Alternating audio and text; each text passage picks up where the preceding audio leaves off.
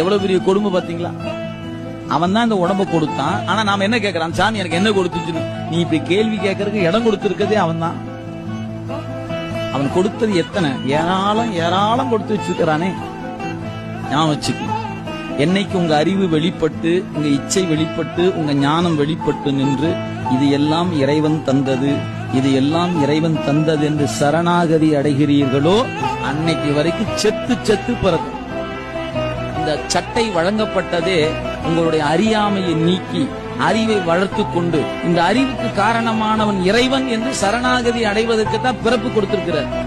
நாம என்ன நினைச்சிருக்கிறோம்? பிறந்த பிறப்பு பிசினஸ் பண்றதுக்காகத்தான், நல்ல தொழில் பண்ணணும், நல்ல சம்பாதிக்கணும்.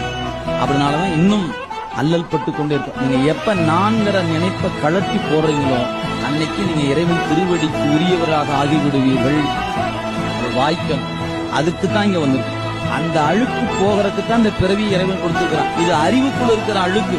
அந்த அறியாமையாகி அழுக்க நீக்கத்தான் இந்த பிறவியை கொடுத்திருக்கிறான் இறைவன்.